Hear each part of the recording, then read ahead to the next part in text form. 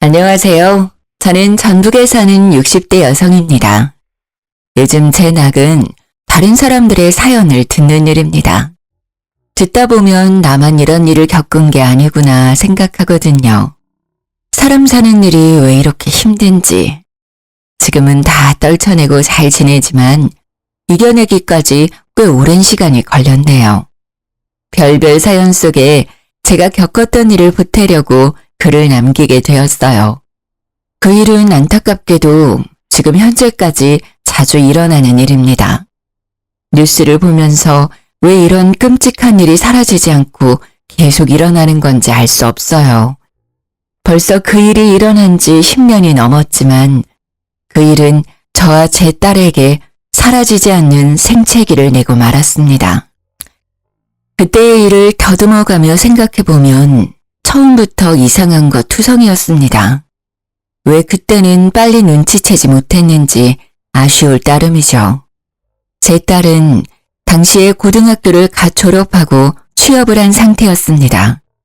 남편은 딸이 어릴 때 교통사고로 떠나고 제게 남은 유일한 자식이니 대학을 보내고 싶었어요. 하지만 딸은 아직 하고 싶은 공부가 없다고 했죠. 대학 가면 등록금만 아깝다고 가지 않겠다고 했어요. 취직해서 돈 벌고 나중에 배우고 싶은 것이 생기면 그때 대학을 가겠다는 말에 말릴 수가 없었어요. 작은 중소기업에 격리로 들어간 딸은 자기 적성에 잘 맞는다며 좋아했거든요. 참 성실하게 회사 생활을 하더라고요. 사무실에서 가장 막내라고 아침 일찍 일어나 출근 준비를 하고 집을 나섰죠. 아침이라도 먹이고 싶은 마음에 저도 덩달아 일찍 일어나 밥상을 차려주면 괜히 엄마 힘들게 한다면서 괜찮다고 손사래를 치곤 했죠. 회사 가는 길에 커피 한 잔 사 먹으면 졸음도 깨고 배도 부르다고 했어요. 그런 딸이 얼마나 안쓰럽고 기특하던지. 남들보다 일찍 시작한 사회생활에 미안하기만 했죠. 풍족하고 넉넉한 부모 밑에서 자랐다면 시간을 두고 공부하면서 하고 싶은 걸 찾았을 텐데 혹시 가정 형편 때문에 등 떠밀려 일하게 된 건 아닌지 미안했죠. 딸이 회사 입사한 지 3년쯤 되었을 때였어요. 딸에게 남자친구가 생겼는지 평소보다 더 열심히 꾸미기 시작했죠. 출근 준비를 하면서 거울 앞에서 보내는 시간이 길어지더라고요. 입는 옷도 달라지고 화장도 더 신경 써서 하기 시작했어요. 제게 말은 안 해도 남자친구가 생겼다는 건 알 수 있었습니다. 아니나 다를까 석 달 정도 지나자 딸이 먼저 넌지시 애인이 생겼다고 말하더라고요. 그 말을 하며 활짝 핀 딸 얼굴을 보니 산뜻한 봄을 맞이한 것 같았어요. 가끔 남자친구 이야기를 꺼낼 때는 뭐가 그렇게도 좋은지 얼굴에 생기가 돌았죠. 그런데 얼마 지나지 않아 딸이 독립하겠다고 하는 겁니다. 이제 겨우 20대 초반이었고 저도 혼자 살고 있었기에 독립을 반대했어요. 하지만 딸은 독립하겠다는 고집을 꺾지 않았죠. 물론 딸이 성인이 되었고 나가서 살 수 있었지만 여자 혼자 밖에 나가 사는 게 걱정되잖아요. 내심 돈을 아껴서 더 모았으면 하는 생각도 있었고요. 제가 계속 독립을 반대하고 나서자 딸은 생전 부리지 않는 고집을 부리면서 언성을 높였죠. 왜 집에서 못 나가게 하는 거예요? 회사도 집이랑 멀기도 하고 돈도 충분히 모았으니까 나가서 살게요. 겨우 그거 모아서 나가서 살겠다고? 미래를 생각해야지. 걱정하지 마세요. 보증금 낼 돈도 모아놨고 월세도 꼬박꼬박 낼 거예요. 철이 없는지 모르는 건지 딸은 보증금과 월세만 있으면 충분하다고 생각하는 것 같았죠. 나가 살려면 얼마나 많은 돈이 필요한데 회사 생활 3년에 모아놓은 돈이 얼마나 되겠어요. 겨우 원룸 전세금 정도 모아놓았겠죠. 나가면 딸만 고생한다는 생각에 한바탕 잔소리를 퍼부었습니다. 월세만 내면 다인 것 같아? 먹고 마시는 건 공짜인 줄 알아? 거기다가 수도세, 전기세까지 생각하면 나가 살면서 돈 못 모아. 그러니까 조금 더 엄마랑 같이 살자. 회사도 그렇게 먼 것도 아니잖아. 버스로 40분 거리면 가까운 거지. 아침에 일찍 일어나는 것도 너무 힘들어요. 그 시간에 잠도 더 자고 싶고. 그리고 이미 집도 계약해 놓았어요. 이미 계약을 끝냈다니 할 말이 없더라고요. 그렇게도 저와 떨어져 살고 싶은 것인지 서운한 마음이 더 앞섰죠. 자식 키워놓아봤자 아무 소용 없구나 싶기도 했고요. 더 말려봤자 결국 딸과 마음만 상하게 될 거란 걸 알기에 독립을 허락하게 되었어요. 직접 나가서 생활해보기 전까지는 엄마 품이 얼마나 따뜻하고 포근한지 모를 것 같더라고요. 기왕 이렇게 된 거 나가서 고생 좀 해보라는 저의 소심한 복수심도 있었습니다. 흔쾌히 독립을 허락했지만 섭섭한 건 어쩔 수가 없었습니다. 심지어 연락까지 뜸해지기 시작했거든요. 잘 먹고 지내는 건지 집에서 지낼 때는 시집 가면 신물나게 하게 될 것을 알기에 설거지조차 시킨 적이 없었죠. 그러니 매 끼니 걱정도 되고 작은 원룸이라도 깨끗이 잘 치우고 사는지 걱정을 안 할 수가 없었습니다. 거기다 혼자 사는 여자를 노리는 범죄가 늘어났다는 뉴스를 보고 나니 더 딸 집에 가보고 싶었죠. 이사 첫날에 둘러보고 한 번도 가지 않았거든요. 기왕 가는 김에 반찬도 가져다 주고 살림살이도 다시 살필 생각이었죠. 딸아이 먹일 반찬을 준비하고 일부러 퇴근 시간에 맞춰 원룸으로 향했어요. 딸, 어디야? 회사 끝났지? 엄마 지금 네 집 앞인데 좋아하는 반찬 만들어 왔어. 우리 집 앞이라고? 아, 정말. 조금만 기다려요. 저 거의 도착했거든요. 딸은 제 전화에 놀랐는지 목소리가 높아져 있었습니다. 5분 정도 기다리자 딸이 헐레벌떡 뛰어오더라고요. 저는 속으로 그래도 내심 엄마가 보고 싶었구나, 오길 잘했다 싶었어요. 그런데 딸이 제 손에 들린 반찬통을 낚아채듯이 빼앗아 들더니 저보고 이만 돌아가라고 하더라고요. 엄마, 잘 먹을게요. 이만 돌아가세요. 너무 당황했죠. 어젯밤부터 딸 얼굴 볼 생각에 들떠 있었는데 바로 돌아가라니. 무슨 말이야. 네 집도 좀 둘러보고 엄마가 밥 해줄게. 같이 먹자. 국 끓일 재료도 다 준비해왔는데.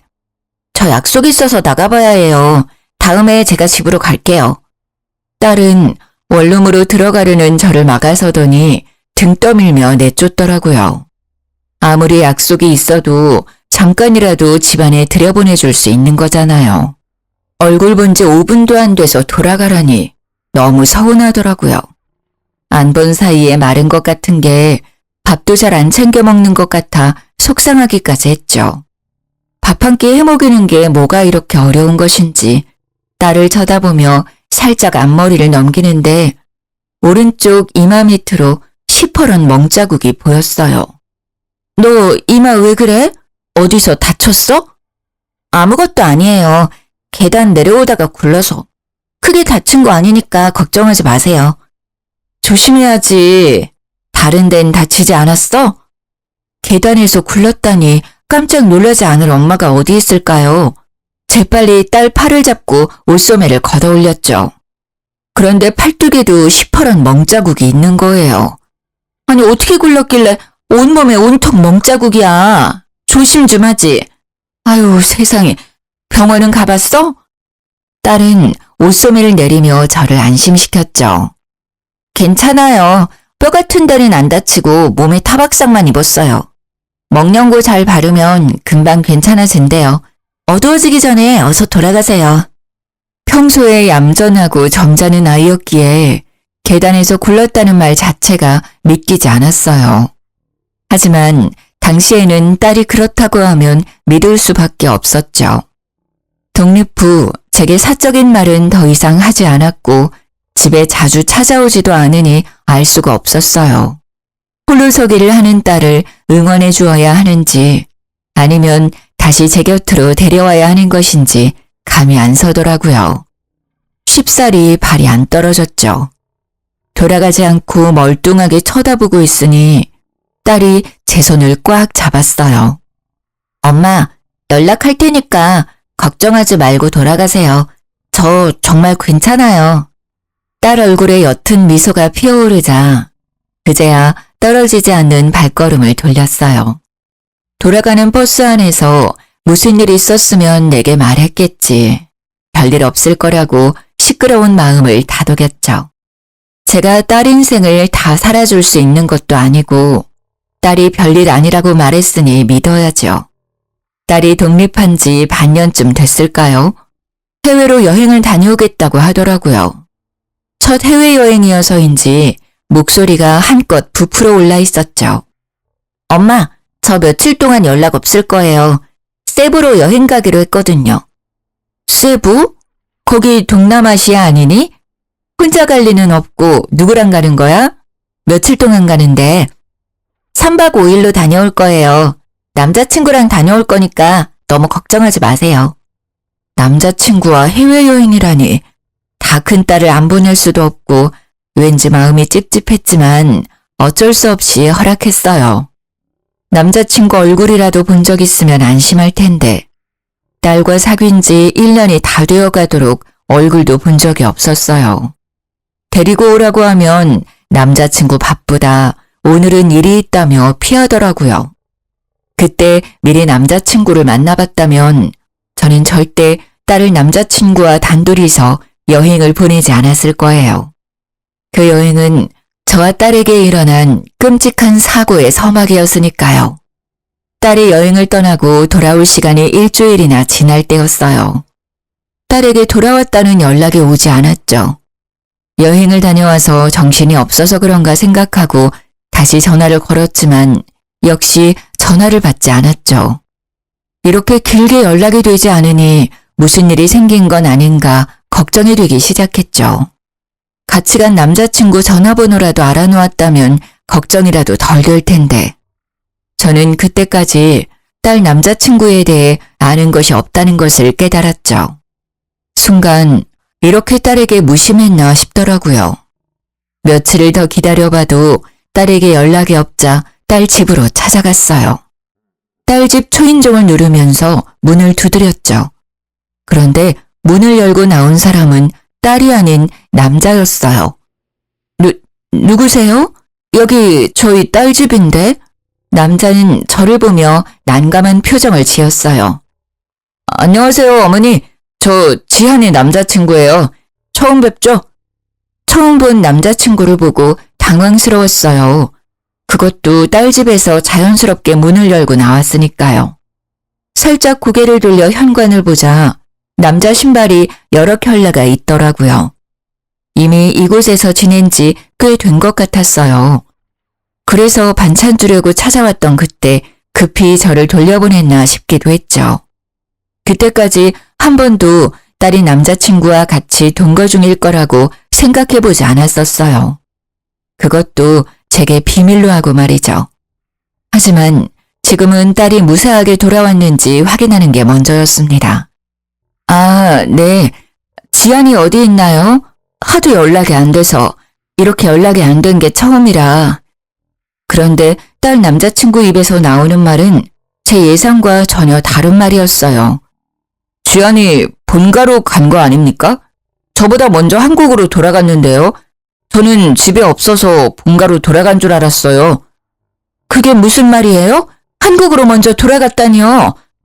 그게 여행 도중에 싸웠거든요. 그랬더니 지안이가 화가 많이 났는지 집으로 먼저 돌아간다고 호텔로 갔어요. 저도 뒤늦게 호텔로 돌아와 보니 지안이 짐이 이미 사라졌길래 먼저 돌아갔다고 생각했거든요. 그 말은 제 딸이 실종됐다는 말인가요? 그런 것 같네요. 저도 방금 한 사실이라. 저를 당황하게 한 것은 딸이 실종되었다는 말도 있었지만 그런 말을 정말 태연하게 하는 남자친구였어요. 동거 중인 여자친구가 실종되었는데 걱정 없는 마른 장작처럼 툭 하고 내뱉는 그 남자의 모습에 소름이 돋아올랐죠. 차분하게 무표정으로 서 있는 남자를 보고 분노가 치밀어 올랐죠. 50년 이상 살아온 제 촉이 딸이 사라진 것은 이놈과 연관이 있다고 가리켰어요. 당신이 내 딸 어떻게 한 거 아니야? 어떻게 여자친구가 말도 안 통하는 타국에서 사라졌다는데 그렇게 태어날 수가 있어? 내 딸 어디 있어? 빨리 데려와! 저한테 왜 그러세요? 저도 방금 알았다고 했잖아요. 저도 지금 지안이가 어머님 댁에 있는 줄 알았다니까요? 되레 저한테 큰 소리를 치더라고요. 저는 가방에서 핸드폰을 꺼내 경찰에 신고했어요. 아무리 생각해도 제 딸이 사라진 게 이상한 일이었으니까요. 10분 뒤 출동한 경찰에게 저는 딸 남자친구가 의심된다고 말했죠. 아무래도 이 남자가 수상해요. 제 딸과 함께 여행 가서 혼자였단 말이에요. 제 딸이 돌아와야 할 날짜가 벌써 열흘이 넘었는데 저는 정말 억울하다니까요. 먼저 한국 간다고 짐까지 챙겨 나가버린 걸 저보고 어쩌라는 말입니까? 정말 어머님 댁에 있는 줄 알았다니까요. 아이씨. 두 분 다 진정하세요. 일단 실종 신고부터 하시고 필리핀 현재 경찰에게 수사 요청부터 해보죠. 딸 남자친구는 얼굴이 새빨개지면서 욕까지 내뱉었죠. 이런 폭력적인 남자와 내 딸이 만나고 있었다니 순간 아찔해졌습니다. 심증은 있지만 증거가 없으니 마냥 우길 수도 없고 경찰이 하루빨리 제 딸을 찾아주길 바랄 뿐이었죠. 집으로 돌아와 딸을 찾았다는 연락만 기다렸습니다. 그때까지는 딸을 쉽게 찾을 수 있을 거라고 생각하고 있었죠. 하루하루 시간은 가는데 경찰서에는 연락이 없었어요. 딸이 실종된 지 한 달쯤 되어가자 참다 못한 제가 먼저 전화를 걸었습니다. 저기 실종 신고한 최지안 엄마인데요. 수사가 어떻게 진행되고 있는지 알고 싶어서 연락드렸어요. 아, 네. 필리핀에서 실종됐다고 하셨죠? 어머니, 죄송합니다. 최근 필리핀은 외국인 대상으로 범죄율이 너무 높은 나라라서요. 거기다 밤에 짐까지 들고 나갔다고 하면 못 찾는 경우가 허다해서 말이죠. 찾는데 시간이 걸릴 것 같네요. 경찰 말은 딸을 찾지 못한다는 말이나 마찬가지였죠. 저도 필리핀에서 최근 한국인 대상으로 범죄가 심각하다는 뉴스를 받기에 속만 태울 수밖에 없었습니다. 하지만 어떻게 어미가 되어서 자식이 타지에서 죽었는지 살았는지 모르는 상태로 가만히 있을 수가 있겠습니까? 딸 혼자 사라진 게 아닐 거예요. 그 남자친구가 수상하다니까요. 여자친구가 사라졌는데 너무 태어난 게 말도 안 되잖아요. 한 번만, 제발 한 번만 조사 좀 해주세요. 그래서 저희도 조사했죠. 하지만 증거가 없어요. 따님이 묵었던 호텔 CCTV가 고장나는 바람에 아무것도 찍히지 않았어요. 아시겠지만 필리핀이 워낙 치안도 안 좋고 우리나라처럼 방범용 CCTV가 설치된 곳이 드물어요. 지금으로는 방법이 없어요. 경찰 말을 듣고 망연자실했죠. 믿고 있었던 경찰이 찾지 못하면 누가 찾을 수 있을까요? 더 이상 경찰만 믿고 있을 수 없었죠. 제가 직접 딸을 찾으러 가야겠다고 생각했고 다니던 직장에 휴가 신청을 냈어요. 일주일씩이나 자리를 비운다는 게 당시로서는 쉽지 않았지만 회사에서도 딱한 제 사정을 이해해 주셨죠. 무작정 딸이 사라진 세부 지도와 딸을 찾는 몇 마디 말만 배워 딸이 사라진 세부로 떠나게 되었어요. 말도 안 통하는 곳에서 딸을 찾기란 쉽지가 않더군요. 뜨거운 햇볕에 살은 녹을 것 같고 워낙 유명한 관광지라 사람 찾는 게 모래사장에서 바늘 찾기보다 힘들었어요. 무작정 종이에 영어로 겨우 딸이 실종되었다는 내용을 적어 딸 사진과 함께 지나가는 사람들을 붙잡고 보여주었죠. 하지만 사람들은 제게 손살에 치며 고개를 좌우로 흔들었죠. 다들 모른다는 말만 하고 지나쳤습니다. 어디서부터 찾아야 하는 건지 답답하기만 했죠. 직접 와보니 경찰들이 왜 찾지 못하겠다고 하는지도 어느 정도 이해가 갈 것 같았어요. 하루에도 수천 명의 사람이 돌아다니고 관광객이 넘쳐나는 곳에서 딸을 찾기 쉽지 않다는 걸 깨닫게 되었죠. 아껴 쓴다고 아꼈지만 며칠 만에 환전해서 가져온 돈을 다 써버렸어요. 저는 아무 수확 없이 받은 휴가를 다 쓰고 한국으로 돌아와야 했습니다. 그 황망함은 말로 할 수가 없더라고요. 내가 조금만 더 영어를 할 수 있다면 잘 설명해서 우리 지한이를 찾을 수 있지 않았을까? 죄책감마저 들었어요. 하지만 이대로 포기할 수 없었죠. 딸을 찾겠다는 일념으로 다시 한국으로 돌아와 영어 공부를 하기 시작했습니다. 회사 일을 마치면 학원에 가서 영어를 배웠죠. 먹고 쓰는 것도 아끼고 또 아꼈어요. 다시 세부로 가기 위해서는 돈이 필요했으니까요. 매년 휴가철에는 피서객들에 섞여 세부로 향했습니다. 공부한 보람이 있는지 사람들이 하는 말을 조금씩 알아들을 수가 있었죠. 하지만 제 딸은 어디로 사라졌는지 행방을 알 수가 없었어요. 다시 빈손으로 한국으로 돌아왔을 때는 정말 절망스럽더라고요. 그래도 딸을 찾는 걸 포기할 수는 없었습니다. 딸은 제 인생을 포기할 만큼 제 전부였죠. 제가 못 먹고 못 입어도 딸에게만큼은 잘해주고 싶었어요. 가정 형편이 좋지 못해서 더 챙겨주지 못했던 것이 더 마음이 아팠죠. 딸은 세부 어딘가에서 분명 저를 기다리고 있다는 생각에 괴로웠어요. 딸이 사라진 지 5년 정도 시간이 흐르자 가슴속에서 불덩이가 자란 듯이 가슴이 답답해오고 속이 뜨거워지기 시작했죠. 그럴 때마다 목욕탕에 가서 뜨거운 기운이 가실 때까지 찬물에 들어갔다가 나오기를 반복했어요. 그렇게 가슴에 뜨거운 불덩이가 식기를 바랐죠. 일주일에도 몇 번씩 가슴속 불덩이를 식히기 위해 목욕탕을 찾게 되었어요. 그날도 찬물에 들어갔다가 나와 몸 구석구석 씻고 있는데 가슴 쪽에 몽우리가 잡히더라고요. 폐경기 여자들에게 유방암이 흔하다는 말을 들어서인지 걱정이 되었죠. 바로 다음 날 병원으로 찾아가서 정밀검사를 받게 되었어요. 혹시나 하는 예상은 틀리지 않더라고요. 유방암이시네요. 가슴 아래쪽에 1cm가량의 종양이 발견되었어요. 아직 크기도 작고 림프절의 전이도 안 된 상태네요. 암이라니. 아직 딸을 못 찾았다는 생각에 눈앞이 캄캄해지더군요. 그럼 얼마나 살 수 있는 건가요? 너무 걱정하지 마세요. 유방암 초기니까 항암 치료만으로도 충분히 제거할 수 있어요. 의사의 다정한 위로에도 아무것도 들리지 않았어요. 저는 조용히 일어나 진료실을 나왔습니다. 항암 치료만 받으면 살 수 있다니. 하지만 딸도 없는 세상에 혼자 살아서 뭐 하겠어요. 그때는 모든 희망을 잃어버린 것 같았죠. 캄캄한 방 안에서 누워있는데 무엇을 해야 하는지 모르겠더라고요. 눈물만 흐르고 세상 모든 게 원망스러웠죠. 손끝 하나에도 힘이 들어가지 않았어요.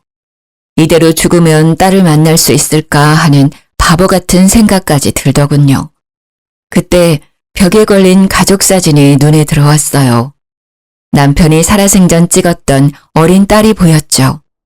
뽀얀 얼굴에 붉은 입술. 그 얼굴을 보고 이부자리에서 벌떡 일어섰습니다. 이대로 딸을 두고 죽을 수는 없다는 생각이 들더라고요. 죽더라도 딸 옆에서 죽고 싶었어요. 딸 머리카락 한 올이라도 제 품에 품고 죽어야겠다는 생각이 들었죠. 다음 날부터 저는 주위를 정리하기 시작했어요. 전 재산을 정리해서 필리핀으로 갈 계획을 세웠죠. 집을 부동산에 내놓고 회사에도 퇴직 신청을 했습니다. 들어놓았던 보험도 정리해서 보험금 청구도 받으니 돈이 꽤 모였죠. 이 돈이면 필리핀에서 작은 집 하나 얻어서 남아있는 목숨 동안 딸을 찾을 수 있겠다 싶었죠. 다시 태양빛이 내리쬐는 세부로 돌아와 딸아이 사진과 쪽지를 쥐고 지나가는 사람들을 붙잡아 세우며 보여주었죠. 사람들은 여전히 제게 관심이 없었고 딸 소식은 여전히 깜깜무소식이었죠. 암이 다른 곳에 전이돼서 상태가 악화되기 전에는 찾을 수 있을지 걱정과 조급함이 들었어요. 한 달을 세부 거리를 찾아다닐 때 문득 딸이 세부가 아닌 다른 곳에 있는 건 아닐까라는 생각이 들더라고요. 다음 날 세부 옆에 있는 네그로스 섬으로 가게 되었어요. 필리핀으로 딸을 찾으러 온 지 5년이 넘어서 처음으로 다른 섬으로 딸을 찾으러 가게 된 거죠. 낯선 거리에서 딸아이 사진과 쪽지를 꺼내어 지나다니는 사람들에게 보여주었습니다.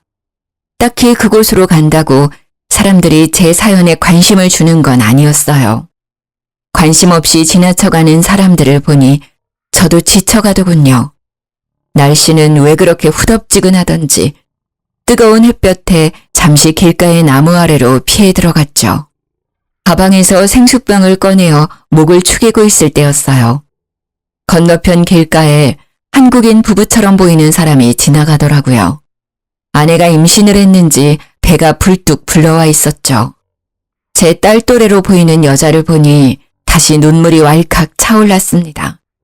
내 딸은 어디에 있는지 알기만 하면 이 엄마가 당장 찾으러 갈 텐데. 속상한 마음에 손에 들린 딸아이 사진을 쳐다보았습니다. 그 순간 내 딸이라는 본능적인 느낌이 확 들더라고요. 저는 그 자리에서 벌떡 일어났습니다. 방금 길 건너 지나간 임산부는 분명 제 딸이었어요.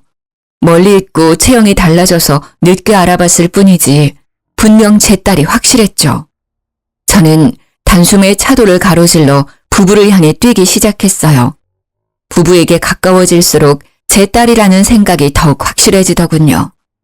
10달을 품어 20년 이상을 키운 딸을 엄마가 몰라볼 리가 없잖아요. 저기요! 거기서 봐요! 뛰어가며 부부를 향해 한국말로 불러 세웠어요. 그랬더니 부부가 멈춰서 고개를 돌리더군요. 가까이서 본 임산부의 얼굴은 정말 제 딸아이였습니다. 꿈에서도 찾아 헤매던 딸이었죠. 지안아, 엄마야. 엄마가 너를 찾으러 왔어. 엄마랑 같이 돌아가자. 그런데 딸이 뒷걸음치며 물러서더니 옆에 서 있던 남자 뒤에 숨더라고요. 지안아, 엄마라니까? 왜 그래? 엄마 몰라보겠어? 제 아내를 아는 분입니까? 어머니요? 맞아요. 제가 엄마예요. 그런데 왜 저를 못 알아보죠? 지안아, 엄마 봐봐. 일단 진정하세요. 아내가 놀라서 제가 말해드리겠습니다. 그러니 일단 진정하십시오. 딸을 바로 앞에 두고 제대로 얼굴조차 볼 수 없다니 울분이 목 끝까지 차올랐죠. 제 딸한테 무슨 일이 있었던 거죠? 왜 이제까지 돌아오지 않은 거예요? 제 아내 이름이 지안이라는 것도 저는 방금 알았어요. 저와 처음 만났을 때는 이름도 과거도 잊어버린 상태였거든요. 그게 무슨 말이죠? 이름을 기억하지 못한다는 말인가요? 기억상실증이라도 걸렸단 말이에요? 어머니, 차근차근 말해드릴 테니 진정하세요. 그전에는 무슨 일이 있었는지 모르지만 일단 저와 처음 만났을 때는 기억을 잊어버린 상태였습니다. 그때 당시 저는 이곳에 사업차 머무르고 있던 중이었어요. 그때 제 밑에서 일하던 직원이 바닷가 근처에서 쓰러져 있는 이 사람을 발견해서 제게 데리고 왔어요. 그런데 이름도 기억도 모두 잊은 상태였고 온몸에 멍자국만 가득하더라고요. 말도 안 돼요. 그럼 왜 바로 신고하지 않았죠? 할 수 있었잖아요. 했죠. 왜 안 했겠습니까? 대사관으로 같이 찾아갔어요. 그런데 이 사람의 기억이 있어야 말이죠. 신원 보증할 물건도 하나 없고 대사관에서는 탈북민으로 위장해서 한국으로 입국하려는 사람들도 있어서 당장은 도와줄 수 있는 것이 없다고 했죠. 일단 기억이 돌아올 때까지 기다려보자고 하더군요. 정말 기가 막혀 왔습니다. 경찰에 실종 신고를 했는데 대사관에서 모른다니 말이 안 되잖아요. 처음 본 남자와 한참 대화를 하다가 그 이유를 알 수 있었죠. 제가 딸을 실종 신고를 하기 전에 대사관에 다녀갔던 거죠. 빨리 딸을 실종 신고만 했더라도 이렇게 엇갈리지는 않았을 텐데 딸을 기다린 열흘의 시간이 원망스러웠죠. 사위는 5년 동안 딸을 보살폈다고 하더군요. 사업차 필리핀에 왔지만 도저히 딸을 두고 한국으로 갈 수 없었다고 했어요. 어쩔 수 없이 같이 지내다 보니 정도 들고 서로 사랑하게 되면서 같이 살게 되었다고 했습니다. 그동안 딸을 무사히 보살펴 주었다니 너무 감사했어요. 정말 고맙습니다. 제 딸을 살려주셔서 너무 고마워요. 그동안 잘 보살펴줘서 너무 감사합니다. 아닙니다, 어머니. 이제라도 다시 만나서 다행입니다.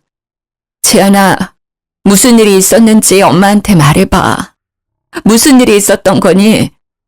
제 딸에게 무슨 일이 생겼던 걸까요? 무슨 일이 있었길래 낯선 타국에서 기억까지 잊어버리고 5년 동안 있어야 했던 걸까요? 딸에게 물어보고 싶은 말이 한가득하였지만 딸은 제 얼굴도 제대로 쳐다보지 못했죠. 저를 쳐다보는 딸아이 얼굴은 두려움이 가득했어요. 그동안 필리핀에서 딸을 그렇게 찾았어도 못 찾은 이유가 있더라고요. 딸은 불안증 때문에 거의 집 밖으로 나간 적이 없다고 합니다. 최근에는 아이를 임신해서 병원 정도만 다닌다고 해요. 벌써 임신 7개월에 들어섰다고 했죠. 어머님, 일단 이 사람한테 시간이 필요할 거예요. 지금도 작은 소리만 나도 무서워해요. 우리 집으로 같이 가시죠. 저는 남자와 함께 집으로 향했어요. 제게 사위가 될 이 남자는 필리핀에서 라텍스 제품을 사서 한국에 수출하는 일을 하고 있었죠. 거리가 좋아서 살림살이는 번듯해 보였습니다. 그럼 이제 어머님이 아내 신원보장을 할 수 있으니 여권을 재발급해야겠군요. 네, 일단 딸아이를 한국으로 데려가고 싶은데 괜찮을까요? 네, 안 그래도 아내 출산이 2달 정도밖에 남지 않아서 걱정이었거든요. 아직 이곳은 의료시설이 낙후되어 있거든요. 저희는 바로 다음 날 대사관에 여권 재발급을 신청하게 되었어요. 그동안 신고 기록과 딸아이의 병원 진료 기록 등을 제출하니 쉽게 여권을 발급해 주더군요. 딸과 다시 한국으로 돌아갈 생각을 하니 마음이 들떴어요. 여권이 나오자 저희는 바로 한국으로 출국하게 되었죠. 한국으로 왔지만 이미 집까지 팔아서 필리핀으로 갔던지라 당장 지낼 곳이 없었어요. 그런 제게 사위가 먼저 같이 지내자고 했죠. 장모님, 괜찮으시면 우리 집에서 같이 지내는 건 어떠세요? 사위는 한국과 필리핀을 오가면서 지내서 이미 한국에 집을 가지고 있었거든요. 저는 사위 말에 너무 고마웠죠. 아무리 장모라고 해도 얼굴 본 지 겨우 1달밖에 되지 않은 사이잖아요. 정말 그래도 되겠어? 자네가 불편하지 않겠어? 당연하죠. 장모님이 곁에 있으면 집사람도 불안증이 안정될 것 같고 좋을 것 같아요. 혼자 지내시기도 적적하시잖아요. 정말 고맙네. 이렇게 나까지 챙겨줘서. 다정한 사위 덕분에 저는 딸과 떨어지지 않고 지내게 되었죠. 사위 말대로 딸과 함께 지내니 처음에는 낯설어하던 딸도 적응이 가는 것 같았어요. 며칠 지나니 제게 먼저 다가와 말을 걸더라고요. 식사 하셨어요? 뭐라도 드실래요? 아직 밥 먹을까? 너 계란장조림 좋아하지? 엄마가 해놨어. 그거랑 된장찌개 금방 끓여서 밥 먹자. 딸을 소파에 앉히고 점심을 준비하기 시작했죠. 먼저 다가오는 딸이 얼마나 기특하던지. 된장찌개를 끓이는데 왈칵 눈물이 밀려오더라고요. 이 시간이 정말 소중하게 느껴졌죠. 그리고 앞으로 이런 시간이 계속되길 빌었어요. 딸아이가 안정을 되찾길 바랐죠. 딸아이는 밤에 불을 끄고 잠을 자지 못할 정도로 극도의 불안 증세에 시달리고 있었거든요. 예전에는 작은 불빛만 있어도 잠을 못 자서 콘센트 불빛도 안 보이게 뒤집어두고 자던 딸이었는데 말이죠. 겉모습만 같을 뿐 꼭 다른 사람 같았어요. 살가웠던 기억은 다 잊어버리고 저를 경계하며 멀찍이 떨어져 앉아있는 경우가 많았거든요. 그런 딸이 먼저 말을 걸어주니 너무 감격스러웠습니다. 뚝딱 된장찌개를 끓여 식탁 위에 올려놓고 식사를 시작했죠. 조심히 숟가락을 들고 된장찌개를 떠먹는 딸을 물끄러미 지켜보았어요. 몇 숟가락 떠먹던 딸이 저를 쳐다보았죠. 왜 안 드세요? 같이 먹어요. 응, 먹자. 재한아, 많이 먹어? 저기 남편한테 들었는데 아프시다고 들었어요. 치료하면 좋아진다고 하던데요. 항암 치료 받아보시는 건 어떠세요? 순간 울컥했어요. 지금까지 제가 아프다는 것도 잊고 있었거든요. 그래, 네가 받으라면 받아야지. 너무 걱정하지 마. 엄마 괜찮을 거야. 빨리 나아야 손주도 봐주지. 딸과 저를 위해 항암 치료를 받기 시작했습니다. 다행히 암은 많이 커지지 않았다고 하더라고요. 항암 치료만 열심히 받으면 완치될 수 있으니 희망을 잃지 말라고 했죠. 항암 치료를 받기 시작한 지 얼마 되지 않아 딸은 건강한 손녀를 출산했어요. 자꾸 꼬물거리는 손녀를 보니 마음이 복받쳐왔죠. 빨리 암을 이겨내고 손녀와 딸에게 돌아가고 싶었어요. 하지만 출산하고 딸의 불안증이 높아져 갔죠. 출산 후 밤뿐만 아니라 햇빛이 덜 드는 골목길이나 깊은 물도 무서워하기 시작한 거예요. 샤워 정도는 괜찮아 했지만 욕조에 물을 받아놓고도 손녀를 씻기지 못할 정도로 불안증이 높아져 갔어요. 꼭 아이가 물에 빠져 죽을 것 같다고 두려워했죠. 괴로워하는 딸을 보며 저와 사위는 딸을 위해 과거 일을 찾길 바랐습니다. 덮어놓고 무서워하기보다는 기억을 되찾고 이겨내는 게 좋다고 판단했죠. 과거에 무슨 일을 겪었길래 이런 고통을 겪는 것인지, 혹시 나쁜 기억을 떠올리고 더 괴로워하면 어쩌나 싶었지만 이대로는 일상생활을 하기 힘들다고 판단했죠. 지안아, 혹시 기억을 되찾는 건 어떠니? 무슨 일이 있었는지 알게 되면 너한테 더 도움이 될 것 같아. 딸은 한동안 말이 없었어요. 기억을 되찾는 게 두려운지 두 손을 꼭 쥐어들었죠. 네, 받아볼게요. 엄마가 불안해하면 아이도 불안해한대요. 제 딸한테는 이런 불안증을 물려주고 싶지 않아요. 역시 딸도 엄마였어요. 자신보다 딸을 위해 아픈 기억을 되찾겠다고 했죠. 그래, 정말 잘 생각했어. 기특하다 우리 딸. 딸아이 기억을 되찾기 위해 심리치료와 최면치료를 병행하게 되었죠. 최면치료가 시작되고 저와 사위는 딸에게 일어났었던 끔찍한 일을 알게 되었어요. 최면치료실에 들어간 딸을 지켜보며 곁에 앉아 있었어요. 치료사는 딸에게 최면을 걸며 과거 일을 되짚어가기 시작했습니다. 점점 과거에서 현재로 오면서 문제의 그날이 되었어요.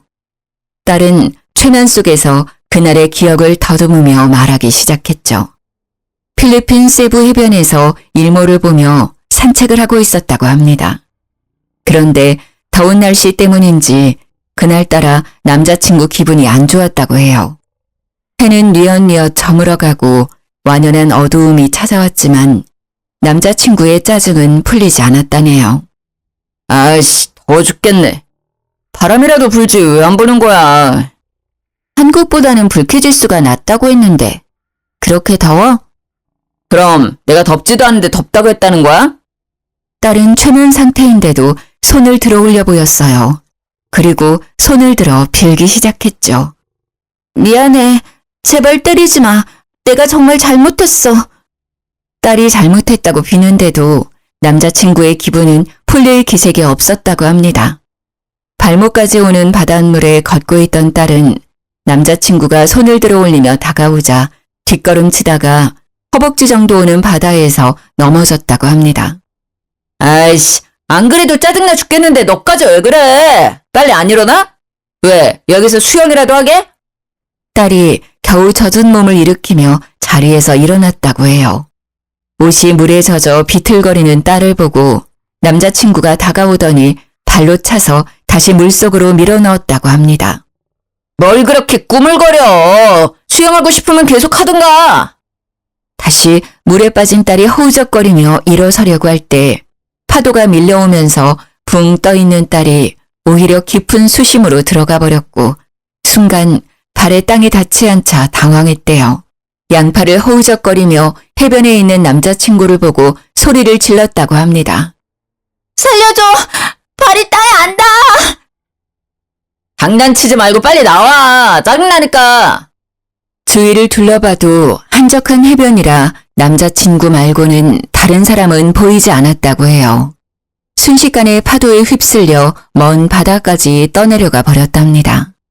딸은 그 순간에 살기 위해 필사적으로 팔을 휘저었답니다. 무서워요. 살려주세요.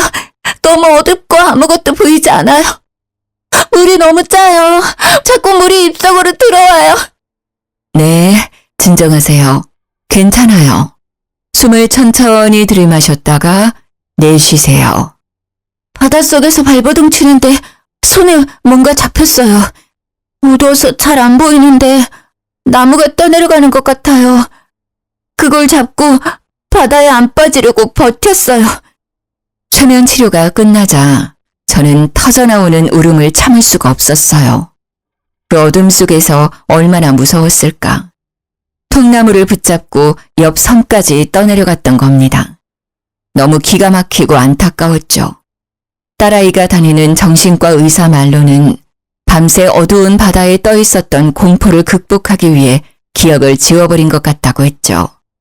그 기억이 얼마나 고통스러웠기에 기억을 지워버린 걸까요? 그리고 남자친구가 딸을 상습적으로 때려왔다는 것도 알게 되었죠. 5년 전 제가 딸에게 반찬을 가져가 줄 때 보았던 멍자국도 다 남자친구가 때린 자국이었던 거죠. 순간 가슴속에서 분노가 치밀어 올랐어요. 눈에 넣어도 안 아플 내 딸을 상습적으로 협박까지 했죠. 그동안 곁에 있으면서도 딸이 어떻게 지내는지도 모르고 있었던 제가 너무 바보 같았어요. 왜 그때 딸 말을 고지곳대로 믿어버린 것인지.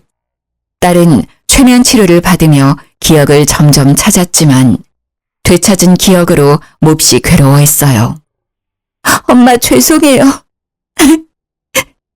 독립한 것도 남자친구가 자기가 지낼 곳이 없다고 저보고 집 구하라고 했어요. 그리고 엄마가 아시면 반대할 테니까 몰래 살게 했는데 같이 살다 보니 몰랐던 폭력성이 보이더라고요. 도망가려고 하니까 자기 말 안 들으면 엄마까지 때린다고 협박해서 도망칠 수가 없었어요. 저는 울먹이는 딸을 꽉 끌어안았습니다. 그동안 얼마나 무서웠을까요? 그런 나쁜 놈 때문에 내 딸이 그런 고생을 겪다니. 피가 거꾸로 흐르는 것 같았죠. 괜찮아. 엄마는 괜찮아. 네가 이렇게 돌아왔잖아. 이제 다 괜찮아질 거야. 저는 정말 참을 수가 없었어요. 오장육부가 뒤틀리고 이가 뿌드득 갈렸죠.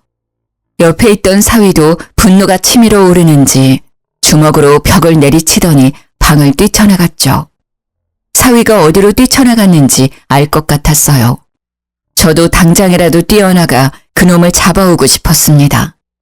하지만 항암 치료의 부작용으로 체력이 많이 떨어져 있는 상태였죠. 머리카락도 듬성듬성 빠지고 구토 때문에 음식을 제대로 먹지 못했어요.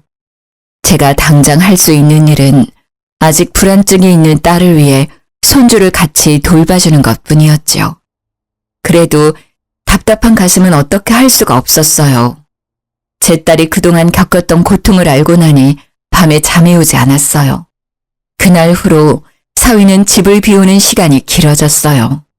사위는 제게 그놈을 찾고 있다고 말하더군요. 아내의 일을 알게 되니 그런 놈을 도저히 그냥 둘 수 없을 것 같아요. 지금 사람들 사서 찾고 있는데 찾는 게 쉽지 않네요. 너무 무리하지 말게. 그놈을 잡는 것보다 자네 건강이 중요해. 네, 걱정하지 마세요. 그래도 그놈은 다른 사람들을 위해서라도 꼭 잡아야 해요. 그 벌은 못 거치고 또 어디서 다른 사람을 괴롭히고 있을 거예요. 사위는 딸뿐만 아니라 다른 사람들을 위해서라도 잡고 싶어 했어요. 손녀가 돌이 막 지난 후였어요. 사위의 끈질긴 노력 끝에 그놈을 잡았다는 전화를 받았습니다. 장모님, 잡았어요. 혹시 지금 경찰서 오실 수 있으세요? 전화를 받고 한 걸음에 경찰서로 달려갔습니다. 경찰서 안으로 들어서니 죽여도 시원찮은 놈이 의자에 삐딱하게 앉아 있었죠. 경찰서로 들어오는 저를 알아봤는지 입가에 미소까지 띄더라고요. 정말 그때는 온몸에 소름이 돋아오를 정도로 놀랐어요. 저를 기억할 거로 생각하지 못했거든요. 경찰 조사를 받는 내내 성실함이라고는 없었죠. 툭툭 내뱉는 말투로 질문에 대답하더라고요. 제 딸을 그렇게 망가뜨려 놓고 버릇을 버리지 못했는지 2년 전에 데이트 폭력으로 고소가 된 적이 있었다네요. 상대방 여자가 합의해서 원만하게 끝났다고 했죠. 그런 전과가 있음에도 경찰은 제 딸이 당한 일과 그놈은 상관없다고 결론을 내렸어요. 지금 조사를 해봤는데 이미 사건이 오래되어서 증거도 없고 증인 기억이 정확하지 않네요. 최면 치료 중에 나온 기억이잖아요. 증거로 보기에는 어려워요. 결국 저놈을 풀어줘야 한다는 겁니까? 저희도 지금으로서는 어쩔 수가 없습니다. 확실한 증거가 없는 상태라서 증거 불충분으로 풀어줘야 합니다. 말도 안 돼요. 피해자가 있는데. 전에도 이런 짓을 했다면서요. 그런데 이렇게 풀어주다뇨. 하지만 경찰은 어쩔 수 없다는 말만 반복했죠. 그놈은 저희를 보면서 어깨를 들썩이더니 경찰서 밖으로 나가더군요. 분노가 치밀어 올라 이대로 그놈을 보낼 수가 없었어요. 바로 그놈을 따라가며 옷자락을 붙잡았죠. 가긴 어딜 가? 거기 안 서? 내가 찾아갔을 때 말했어야지. 나한테 거짓말하고 그동안 뻔뻔하게 살아? 이런 짐승만도 못한 놈아. 그럼 내가 바다에 빠뜨렸다고 말이라도 하길 바랐어? 증거가 없다잖아. 이미 5년이나 지난 일로 왜 그래? 살아 돌아왔으면 감사하게 생각하면서 살라고. 이 미친 노인네야. 못 가. 다시 경찰서로 들어가. 이렇게는 못 보내. 내 딸을 그렇게 만들어 놓고 어딜 가? 저는 그놈에게 달려들어 멱살을 붙잡고 경찰서로 잡아 끌었습니다. 그놈은 멱살을 잡은 제 손을 잡아 비틀고 뒤로 밀어버리더군요. 저는 비틀거리면서 바닥에 주저앉고 말았습니다. 그 모습을 본 사위가 놈의 얼굴을 주먹으로 내리쳤죠. 이 새끼가 지금 누구를 미는 거야? 너는 뭐야? 노인네랑 무슨 사위라도 되냐? 그래, 사위다 왜? 너 때문에 내 아내가 얼마나 괴로워 있는지 알아? 둘이 뒤엉켜 싸우기 시작하자 경찰들이 밖으로 나오면서 두 사람을 붙잡고 떨어뜨려 놨습니다.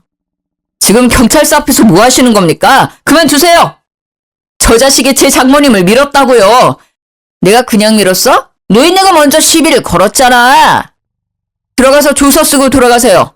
아무리 악감정이 쌓였다고 해도 서로 폭력 행사하는 것은 안 됩니다. 두 사람은 다시 경찰서로 들어가 조서를 쓰고 돌아갔죠. 사위는 돌아가는 내내 화가 풀리지 않는지 두 손을 부들부들 떨었어요. 죄송합니다, 장모님. 분명 잡아서 처벌을 받게 하려고 했는데 이렇게 될지 몰랐어요. 아니야, 왜 그런 말을 해? 자네는 최선을 다했어. 우리 손으로 잡아넣지는 못했지만 그래도 해볼 수 있는 건 다 해봤잖아. 집으로 돌아온 저희는 다시 일상을 되찾아갔습니다. 딸은 아직 불안증이 높지만 꾸준히 약과 상담을 받으며 회복해가고 있었고 손녀는 하루가 다르게 건강하게 커가고 있었죠. 모든 것은 평화로워 보였지만 뭔가 끝나지 않은 것 같은 찝찝한 기분은 사라지지 않더라고요. 그놈이 어디서 또 어떤 여자들을 괴롭히고 때리고 있을 생각을 하니 뭔가 끝내지 않은 숙제를 남겨놓은 느낌이 들었거든요. 그렇게 한 반년 정도 지나 저는 정기검진을 위해 병원에 다녀오게 되었어요. 병원에서는 전이도 없고 치료도 잘 되고 있다고 하더군요. 이제 지겨운 암도 끝이구나 생각하며 병원 로비를 걸어가고 있을 때였죠. 제 눈앞에 그놈이 걸어오더라고요. 선글라스를 끼고 손에는 지팡이를 집은 채 옆에는 사회복지사로 보이는 중년 여자의 부축까지 받으면서 제 옆을 지나쳐가더라고요. 온몸에 털이 바짝 올랐어요. 아무리 후안무치라고 해도 바로 옆에 서 있는 피해자를 몰라본다니 믿을 수가 없었죠. 전에 경찰서에서도 저를 바로 알아봤으니까요. 손발이 덜덜 떨리더니 심장이 팔딱이더라고요. 가쁜 숨을 내쉬며 뒤를 따라갔죠. 두 사람이 멈춘 곳은 안과였어요. 그놈이 간호사와 함께 진료실로 들어가자 부축하던 중년 여자에게 다가갔습니다. 저기 방금 들어간 남자 지인인데요. 혹시 무슨 일로 병원에 온 건가요? 저를 못 알아봐서요. 아, 방금 저 사람이요? 반년 전인가 경찰서에서 돌아오면서 교통사고가 났대요. 그때 얼굴을 핸들에 크게 부딪혔나 봐요. 얼마나 세게 부딪혔는지 시신경이 다치는 바람에 양쪽 눈이 실명되었거든요. 아유, 아직 앞날이 창창한 청년이 어쩌다 다쳤는지 가여워 죽겠어요. 안전벨트만 했어도 그렇게 크게 부딪히지 않았을 거라는데. 에휴. 그 말을 듣고 뒤돌아서는데 올라가는 입꼬리가 내려오지 않았어요. 가장 먼저 드는 생각은 남겨진 숙제 같던 일이 더는 일어나지 않겠다는 거였죠.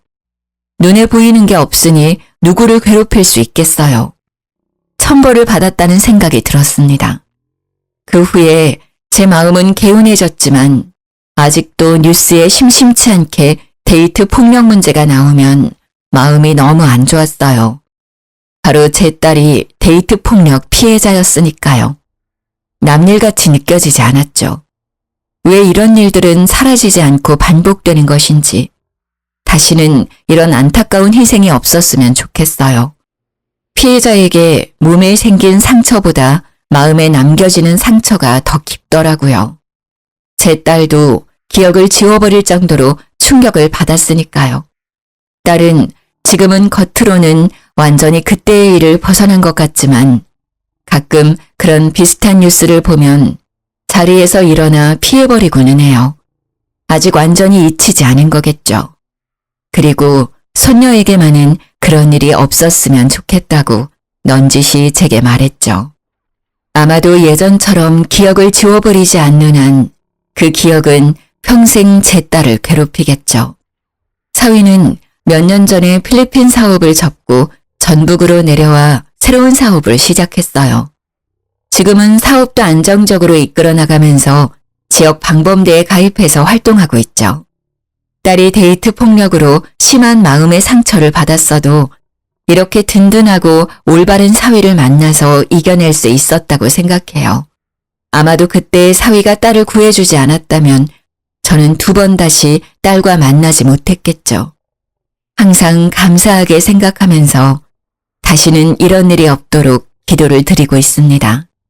아무튼 모두에게 평안만이 가득하길 바라면서 글을 줄이겠습니다. 들어주신 여러분 감사합니다. 안녕하세요. 서울에 살고 있는 39살 주부입니다. 결혼하는 여자라면 10월도 무시할 수 없죠. 저도 마찬가지로 결혼 전 10월드에 대한 걱정을 아예 안 할 수가 없었어요. 저도 당할 각오를 하고 결혼하게 된 거였는데요. 역시나 저도 피해갈 수 없었습니다. 왜냐하면 시어머님이 될 분이 정말 대단한 분이거든요. 보통 결혼하기 전에 시어머님을 한번 찾아뵙잖아요. 전 결혼 전 시어머님을 뵙는 순간 나 시집살이 예약됐구나 라는 것을 단번에 느낄 수 있었습니다. 제가 어떤 시월드에서 결혼 생활을 하게 됐는지, 제가 얼마나 답답한 삶을 살았는지 털어놓고 싶어 결국 사연을 보내봤어요. 남편과 전 결혼할 때 양가 부모님께 도움을 받지 않았어요. 사실 제 친정 부모님께서 맏딸 시집 보낼 때 시댁에서 기죽을 일 없도록 가전제품이나 집 구입할 때 돈을 보태주고 싶다고 하셨어요. 저도 받고 싶은 마음이 있긴 했었지만 시댁에서는 결혼할 때 도와주는 부분이 일절 없기 때문에 저도 받지 않기로 했어요. 시댁에서 도와주는 게 없는데 친정 부모님께 지원을 받게 되면 아무래도 남편이 많이 불편해할 것 같고 남편도 이왕 이렇게 된 거 부모님 도움 없이 결혼하자고 하더라고요. 그래서 그렇게 하기로 결정했었죠. 근데 전 결혼을 준비하는 과정에서 시어머님의 태도 때문에 엄청 열받았었어요. 시어머님의 간섭이 너무 심했기 때문인데요. 웨딩드레스 고르는 것부터 신혼집 구하는 것까지 하나하나 본인 스타일 위주로 고르려고 하더라고요. 처음엔 듣는 척만 하고 제 주관대로 진행했는데 왜 본인 말을 듣지 않냐고 화내시더라고요. 이 웨딩드레스가 너한테 어울린다니까? 왜 말을 안 듣니? 어머님이 고르신 게 이쁘긴 한데 너무 비싸기도 하고 제 체형에 어울리지도 않아요. 제가 고른 게 어머님이 고른 것보다 가성비가 좋기도 하고 제 체형에 딱 맞아요. 이왕 하는 결혼식 비싼 드레스 입고 하면 좋잖아. 요즘 애들 어른이 얘기하면 듣는 척이라도 해야 하는데 본인들 말이 무조건 맞다고 우기는 거 보면 짜증나 정말. 엄마, 우리가 결혼하는 거야. 누가 보면 나랑 엄마가 결혼하는 줄 알겠네. 우리가 결혼하는데 사사건건 엄마가 왜 이거 해라 저거 해라 하냐고. 그리고 드레스 입는 건 미진이가 입는 건데 엄마가 왜 간섭이야? 본인한테 어울리는 드레스는 미진이 본인이 제일 잘 알겠지. 누가 봐도 이 드레스가 훨씬 이쁘니까 그렇지. 그건 엄마 취향인 거고 미진이도 취향이란 게 있어. 계속 옆에서 이래라 저래라 할 거면 더 이상 따라오지 마. 내가 결혼 먼저 해본 사람으로서 조언 한번 한 건데 그걸 무시해버리네. 엄마, 옛날이랑 지금이랑 같냐고. 여기서 한마디만 더 하면 엄마 그냥 집에 가. 엄마가 지금 하는 건 조언이 아니고 태클이야. 나도 엄마 때문에 스트레스 받는데 미진이는 오죽하겠어? 남편이 중간에서 잘 끊어준 덕분에 어머님의 간섭을 더 이상 받지 않을 수 있었어요. 남편이 대신 뭐라고 하지 않았더라면 이 결혼 없고 싶다는 마음이 들었을 거예요. 결혼을 준비하면서 본인이 전부 비용을 내주기라도 하는 것처럼 행동하는 어머님 때문에 스트레스가 정말 많이 쌓였어요. 남편과 결혼한 뒤로 별일이야 있을까 싶었는데 시어머님 한 분 때문에 별의별 일을 다 겪었어요. 일단 저와 남편은 맞벌이 부부인데요. 요즘 시대에 한 사람만 일해서 생활하는 건 무리가 있는 편이잖아요. 저와 남편 모두 일을 그만둘 생각이 없었기에 일을 계속하기로 결정했어요. 근데 어머님이 의외로 제가 일하는 거에 있어서 굉장히 신경 쓰는 것 같아 보였어요. 시어머님들은 요즘 며느리가 일하는 걸 좋아한다고 들었거든요. 자기 아들이 힘들게 일하고 며느리가 집에만 있는다고 하면 썩 좋아하지 않는다고 해요. 아무래도 본인 아들만 혼자 힘들게 일하고 그 번 돈으로 며느리가 같이 쓴다는 것 자체가 마음에 안 든다는 말을 들은 적이 있었어요. 그래서 제가 집에서 전업주부로 일하는 것보다 일하는 걸 좋아하실 줄 알았는데 오히려 자기 아들 기죽을까봐 싫어하는 눈치였어요. 남편과 전 돈을 못 버는 편은 아니에요. 다만 남편이 아무래도 저보다 사회생활을 늦게 하기도 했고 제가 남들에 비해 사회생활을 좀 일찍 한 편이기도 했어요. 그래서 제가 남편보다 조금 더 월급이 높아요. 그리고 친정집이 좀 사는 편이거든요. 근데 어머님께서 친정집이 여유 있는 것과 제가 돈을 잘 버는 걸로 트집을 잡더라고요. 미진아, 너가 연봉이 얼마라고 했지? 네? 어머님 그건 왜요?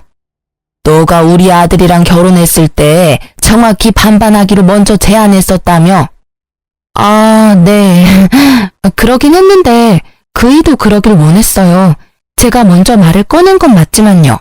근데 갑자기 왜요? 너가 우리 아들보다 돈 많이 버는 걸로 알고 있는데 그러면 너가 조금 더 해왔어야 하는 게 맞지 않나 싶다. 요즘은 남녀 평등을 중요시하는 시대라서 옛날처럼 남자가 더 해와야 한다. 그런 게 없잖아. 너가 돈을 더 벌기도 하고 분명 돈도 그만큼 많이 모아놨을 것 같은데 그럼 가전제품 하나라도 너가 더 해왔어야 하는 게 맞지 않니? 그리고 사돈어른께서 사업하신다고 하지 않았냐? 친정집도 꽤 사는 것 같은데 딸이 결혼한다고 하면 돈 조금이라도 줬을 것 같은데 전혀 안 해줬더라. 그건 어떻게 된 거니? 어머님, 저희는 정확히 반반으로 하기로 약속하고 결혼한 거였어요. 그리고 저희 친정집이 아무리 잘 산다고 해도 우리 힘으로 결혼하기로 했던 거라서 받지 않기로 결정했던 거였고요. 남편이 먼저 안 받았으면 좋겠다고 한 거였어요. 그리고 따지고 보면 어머님도 우리 결혼했을 때 전혀 지원해준 게 없으시잖아요. 아무리 제가 돈을 많이 벌고 친정집이 잘 사는 편이라고 해도 제가 더 많이 돈을 낼 필요까지는 없다고 생각해요. 어머, 내가 도와준 것도 없으면서 오지랖 부렸다는 말로 들린다. 돈 있는 사람이 돈 내고 그러는 거지. 쪼잔하게 딱딱 나누고 그러면 어떡해? 부부라는 애들이 너무 재고 그런다. 애초에 경제권도 한 사람이 다 관리하기로 했던 게 아니라 각자 번 돈은 각자 관리하기로 했어요. 그리고 남편도 누가 더 했느니 안 했느니 그런 걸로 싸우기 싫다고 반반으로 했으면 했고요. 그렇게 약속까지 했는데 친정 부모님한테 돈 받아서 하는 건 아니라고 생각했어요. 있는 것들이 더한다고 너가 딱 그 꼴이다. 우리 아들이 돈 없는 부모 만난 게 죄지 죄야. 미안하다. 내가 돈이 너무 없어서 너희 결혼할 때 단돈 10원도 지원 못 해줘서. 앞으로 너한테 돈 달라는 말도 못 하겠다. 어머님, 너무하세요. 앞으로 돈 문제로 꼬투리 안 잡았으면 합니다. 결혼이 아무리 집안 대 집안이라고 해도 양가 부모님께서 도움을 준 게 아니라면 이렇게 하나하나 트집도 잡아서는 안 된다고 생각해요. 그리고 저희 친정집이 돈이 많은 건 맞지만 제가 많은 게 아니잖아요. 그건 오로지 부모님 돈입니다. 어머님이 자꾸 저희 친정집 걸고 넘어지는 거 듣고 싶지 않고 앞으로 친정집 얘기하시면 저 가만히 듣고만 있지 않을 거예요. 야, 시어머니로서 할 수도 있는 말을 왜 이렇게 안 이꼽게 듣니? 너 이제까지 그렇게 배워가며 살았니? 이제 막 시집 온 애가 못하는 말이 없네. 말 따박따박 대꾸하는 것 봐. 이제 너 남편도 아주 잡아먹겠다 얘. 제가 잘못한 부분이 있으면 이렇게 말하지도 않죠. 제가 잘못하지 않는 일로 트집 잡으시면 저도 할 말은 하겠습니다. 어머님과 대화할 때마다 이런 식으로 돈으로 시작해서 돈으로 끝날 때가 많았어요. 제가 돈을 좀 벌고 친정집이 잘 사는 편이니까 콩고물 떨어질 게 없나 생각할 때도 많았고요. 본인한테 조금이라도 돈이 들어오지 않거나 자기 아들이 조금이라도 손해보는 것 같으면 항상 자기가 돈이 없는 게 죄라면서 절 항상 나쁜 사람으로 만들더라고요. 제가 조금이라도 반박하면 며느리가 시엄마 잡아먹는다며 피해자 코스프레를 하는 편이신데 남편은 원래 어머님이 이런 성격인 걸 아니까 어머님이 이간질을 해도 믿지 않고 중간 역할을 잘하고 있어요. 그런 어머님께서 제 돈을 제대로 탐한 사건이 있어요. 제가 다니는 회사는 보너스가 자주 나오는 편이에요. 한 번 줄 때마다 나름 많이 주는 편이거든요. 언제 한 번은 제가 회사에서 100만 원 보너스를 받은 적이 있었어요. 보너스는 거의 현금으로 주는 편이라서 이번에도 현금으로 받았었는데요. 제가 현금을 받으면 바로 통장에 입금하지 않고 집에 보관할 때가 많았어요. 그 당시에 주변에 결혼하거나 돌잔치를 하던 친구들이 많은 편이라서 현금이 생기면 되도록 직접 가지고 있었어요. 집에 현금을 따로 보관하는 작은 핸드백이 있었는데 그때도 당연히 그 가방에 100만 원을 넣어놨었어요. 보너스를 받고 난 뒤 보름 뒤에 친구 결혼식이 있었는데요. 그래서 전날 미리 축의금을 봉투에 담아두려고 현금을 담아둔 가방을 찾았는데 그 가방이 없어졌더라고요. 놀란 저는 남편한테 가방이 어디 있는지 물어봤는데 남편도 전혀 모른다고 했어요. 근데 남편이 며칠 전에 어머님께서 김치 두고 간다고 비밀번호를 물어본 적이 있었다고 합니다. 그 순간 어머님이 딱 의심되더라고요. 그래서 저와 남편은 모른 척하고 어머님을 저희 집에 불렀습니다. 어머님, 지난번에 저희 집에 와서 김치 두고 가셨다면서요? 제가 정신이 없어서 감사 인사를 못했네요. 아, 그럼 그때 내가 준 김치 아직도 안 먹어봤겠네? 지금이라도 알았으니 오늘 저녁에 먹어봐. 네, 근데 어머님, 혹시 그때 저희 집에 오셨을 때 제 가방 못 보셨어요? 검정색 핸드백인데요. 아, 그거? 내가 가져갔는데. 지갑이랑 핸드폰만 딱 놓고 다니기 좋아서 내가 가져갔었지. 그건 왜? 어머님, 그래도 그 가방 제 물건인데 말이라도 좀 하고 가져가셨어야죠. 거기 안에 현금 있었죠? 현금? 그건 왜? 그 가방 제가 현금 보관할 때 쓰는 가방이에요.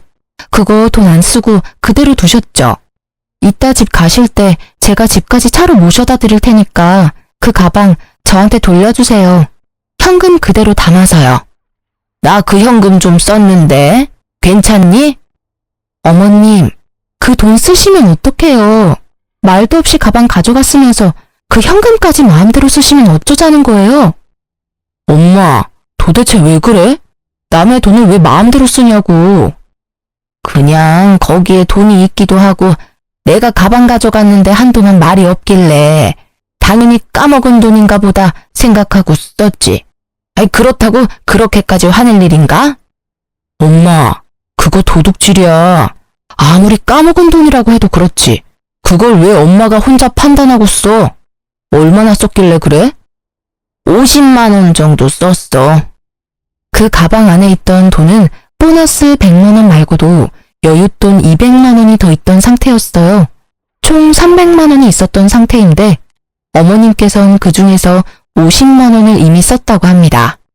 처음엔 어머님이 쓰신 돈 안 받고 남은 금액만 돌려받을까 생각했었는데 어머님이 괘씸하기도 해서 돌려받기로 했습니다. 남편도 그렇게 하자고 했었고요. 저와 마찬가지로 어머님의 행동에 화가 많이 났었고 실망했다고 해요. 그래서 남편은 오히려 2배로 돌려달라고 말하기까지 했더라고요. 남편이 화를 크게 내니까 그 화를 이기지 못한 어머님께서 결국 저희한테 2배로 돌려주셨어요. 남은 금액도 그대로 돌려받았었고요. 엄마한테 그 돈 주는 게 그렇게 아깝냐고 크게 한 소리를 듣긴 했었지만 잘못된 건 바로 잡아야 한다고 끝까지 돌려받기로 했어요. 그 뒤로 한동안 어떤 일도 일어나지 않고 잠잠하게 지내고 있었는데 방심하고 있을 때 일이 하나 더 터졌어요. 제가 야근하지 않고 일찍 퇴근한 적이 있어요. 오랜만에 일찍 퇴근한 김에 남편과 외식하려고 기분 좋게 집에 가고 있었어요.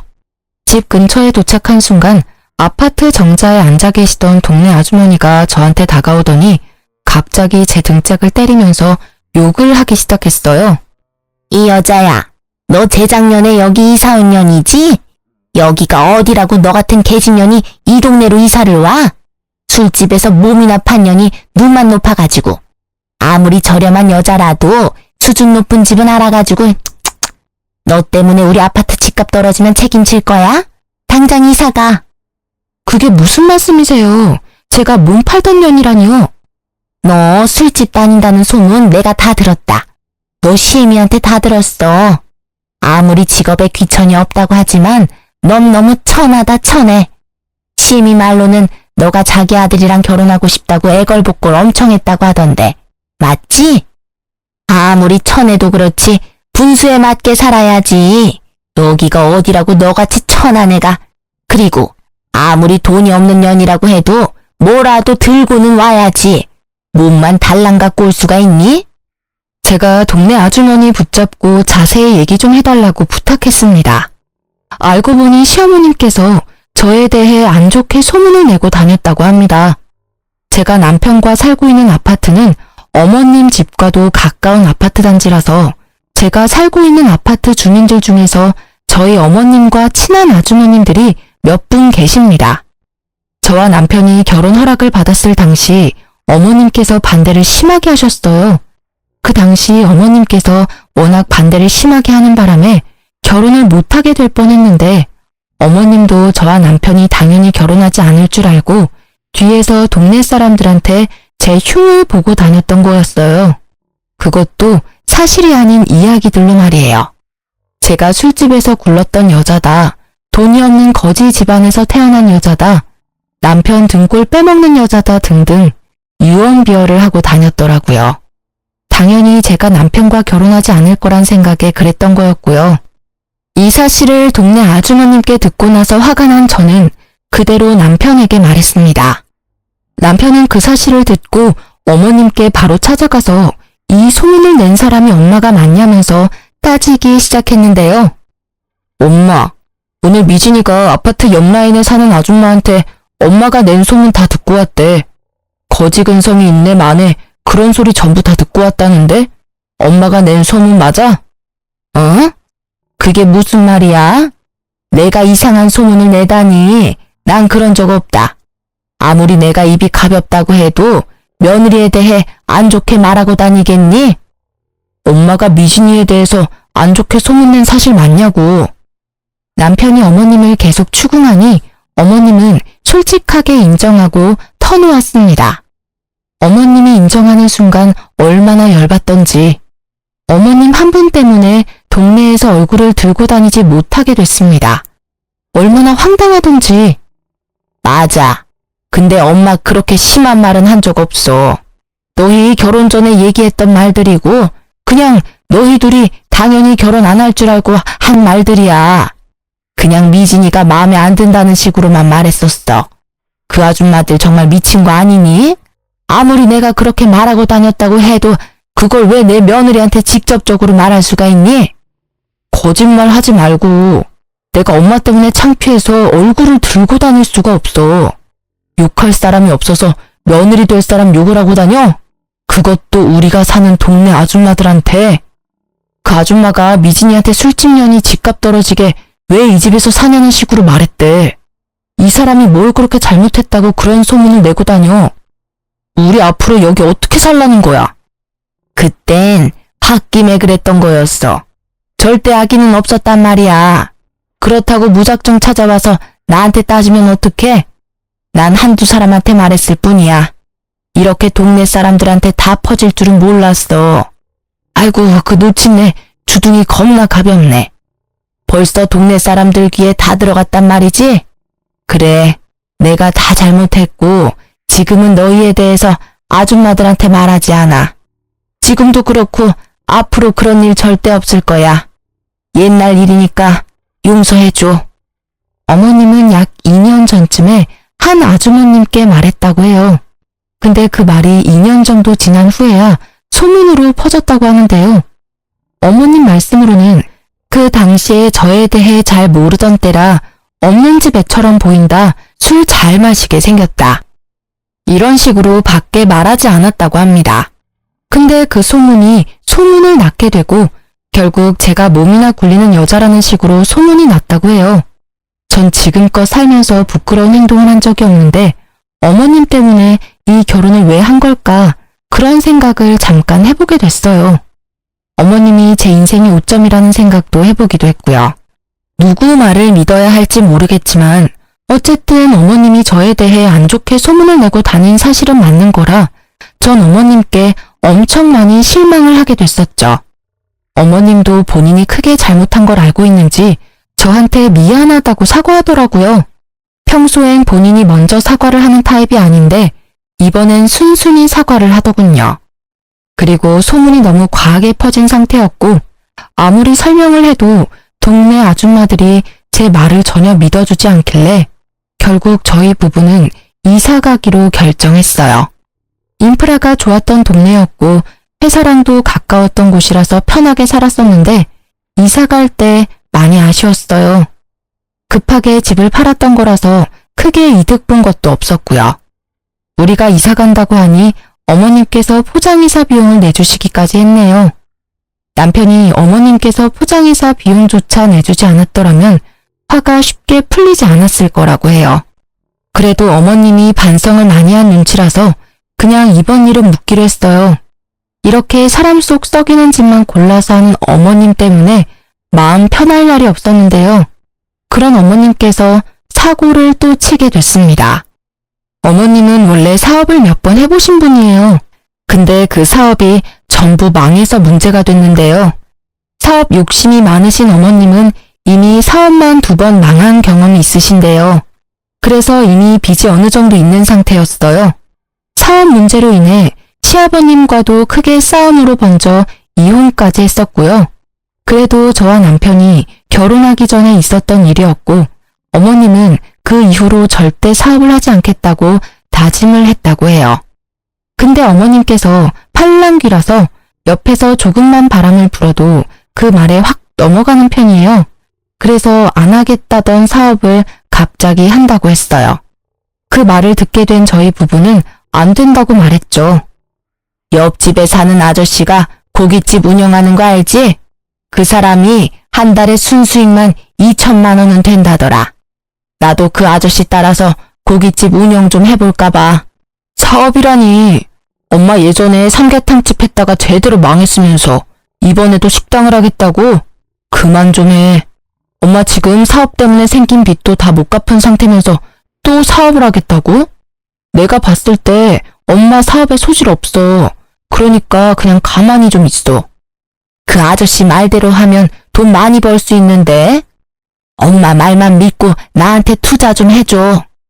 엄마 예전에 사업하겠다고 나한테 2천만 원 빌려갔었잖아.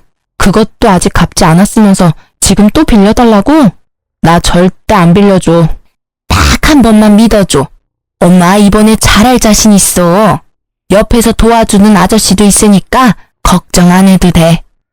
결국 저희는 어머님께 3천만 원을 빌려주기로 했습니다. 예전에 남편이 2천만 원 빌려준 것도 있어서 어머님이 나중에 5천만 원 모두 갚는다고 하더라고요.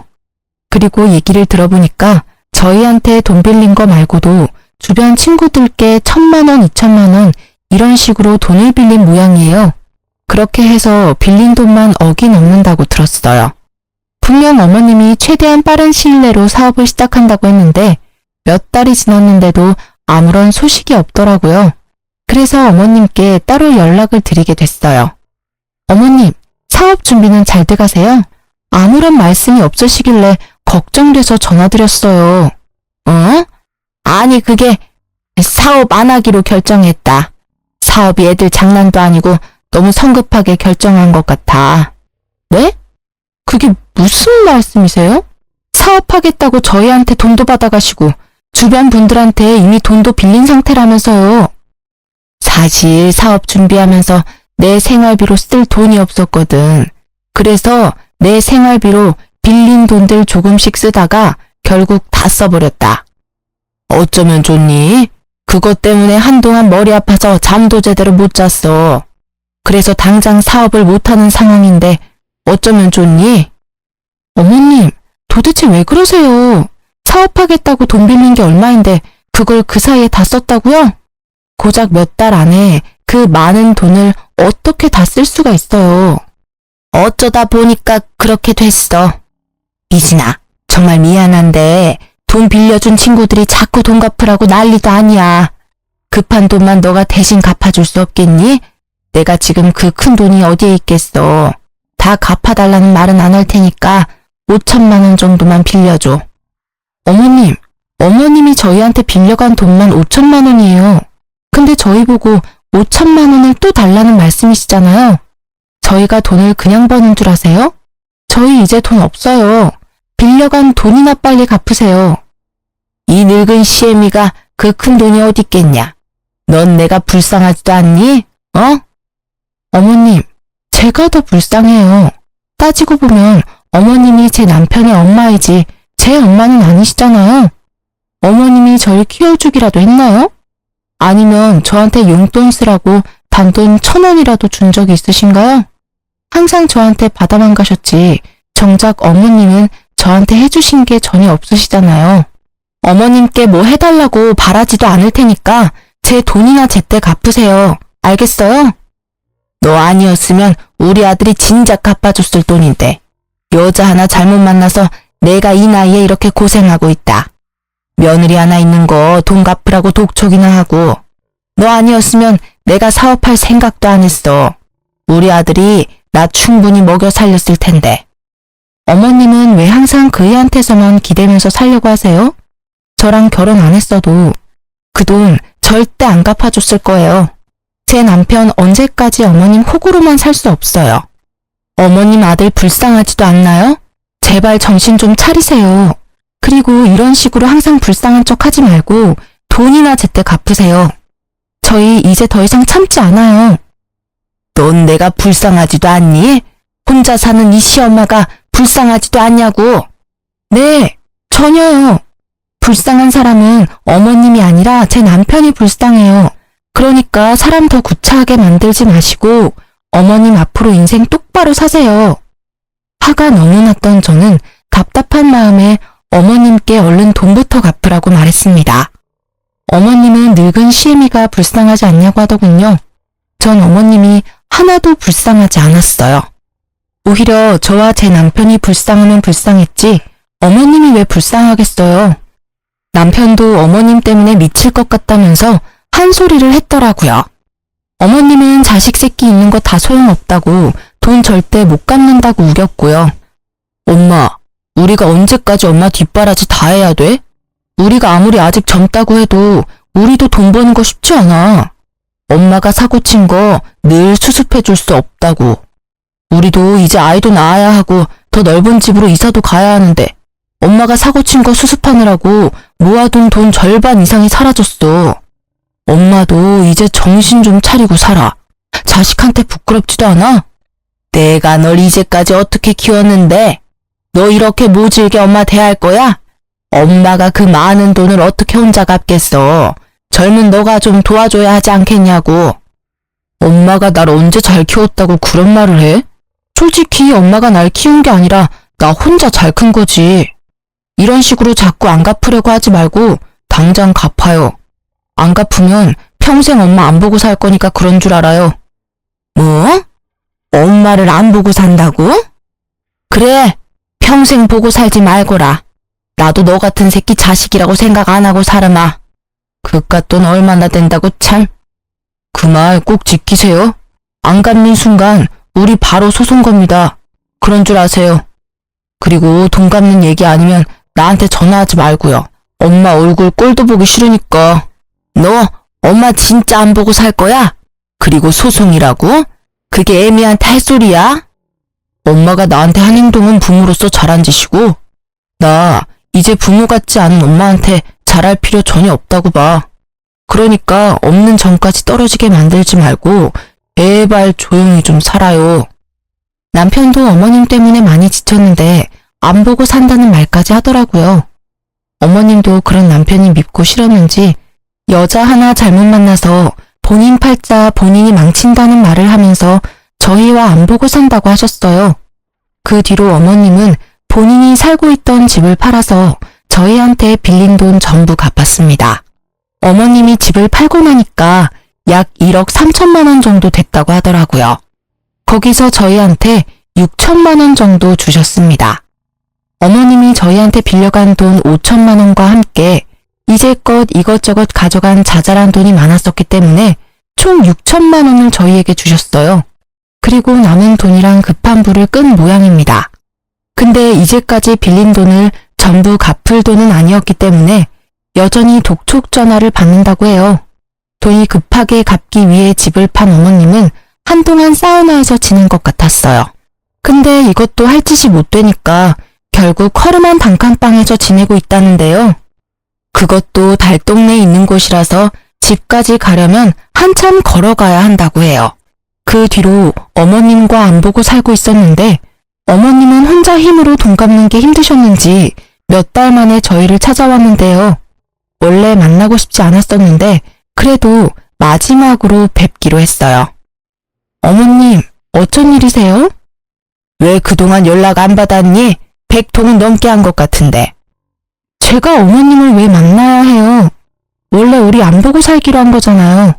그래, 그랬었지. 미진아, 내가 정말 미안했다. 나 용서해 줄 수 없겠니? 내가 너무 철이 없었어. 내가 앞으로 너한테 돈 달라는 소리 안 할게. 그러니까 나 데리고만 살아줄 수 없겠니? 진짜 돈 갚아달라는 말 절대 안 할게. 그냥 나 이 집에서 살기만 해줘. 어머님, 당장 나가주세요. 저 어머님 데리고 살기 싫어요. 저희가 뭘 믿고 어머님을 데리고 살아요? 사람은 절대 변하지 않는데요. 나 너무 힘들다. 제발 나 한 번만 용서해다오. 내가 전생에 얼마나 많은 죄를 짓고 살았길래 이런 인생을 살게 된 거니?